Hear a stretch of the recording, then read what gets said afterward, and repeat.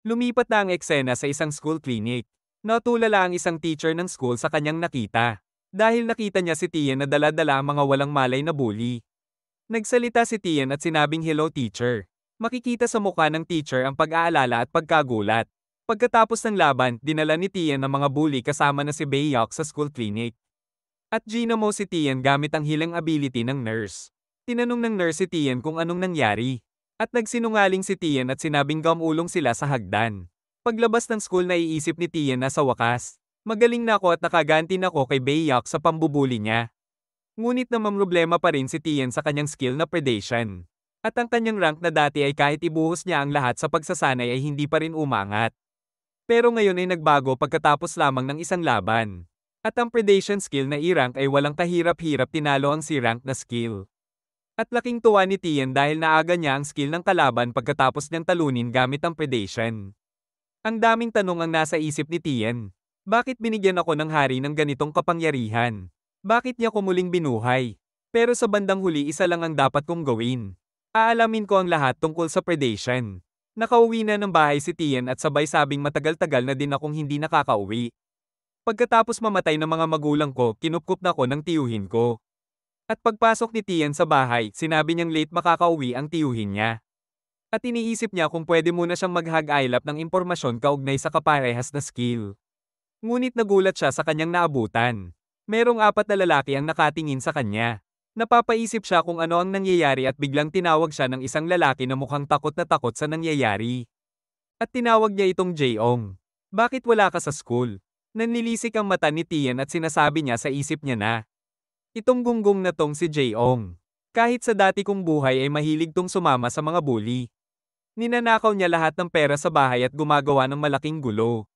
Ngunit habang iniisip niya yon ay biglang nagtanong ang isang lalaki kay Jaeong na, sino tong gunggong na ta? At bumulong si Jaeong sa kasama at pinakilala niya kung sino si Tian. At sinabi ng bully na akala ko naman kung sino. Pinsan mo lang pala. At matapang na lumakad ang bully papunta kay Tian.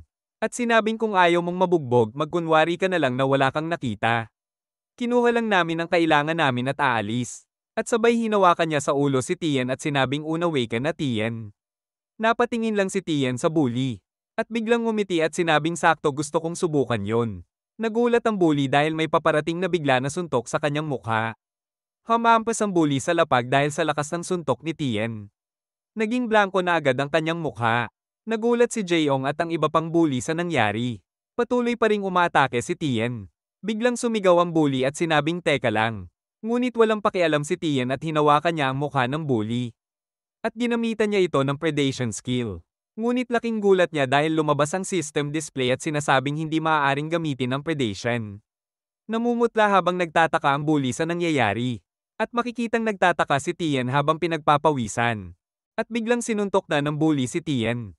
At sinabing hoy gunggong ka. Bumagsak si Tian sa lapag. Makikitang pasugad na ang mga bully at sinasabing mamatay ka na. Sabay-sabay umatake ang mga bully kay Tian gamit ang kani-kanilang skill. Ang mga skill na bind, poison at bleed na pare-parehas na C-rank. Tumayo na si Tian habang makikitang papalapit na sa kanya ang mga skills. Naalarma siya kung ano ang gagawin niya. Sa lakas ng pag-atake makikitang naging mausok ang paligid. At sinasabi ng isang bully na anong karapatan niya para magpanggap na isa siyang awakened. Hindi niya alam kung saan siya lulugar. Ngunit nagulat ang bully sa nakita niya. Lumabas na naman ang system display ni Tian at sinasabing, naramdaman ng skill na ginamit. At nakumpirma na ito ay bind, poison at bleed. Habang bumubulusok na naman ang pulang aura sa katawan ni Tian.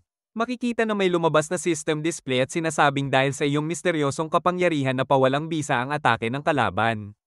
At sinabi ni Tian na kapag ginagamit ko ayaw gumana pero kusang pinapawalang bisa ang skill kung kailan niya gusto At biglang umatake si Tian ng kasing bilis ng liwanag. At sinuntok ang bully sa mukha gamit ang stone skin. Napangiti si Tian at sinabing hindi ko alam kung anong nangyayari pero alam kong malakas tong kapangyarihan ko.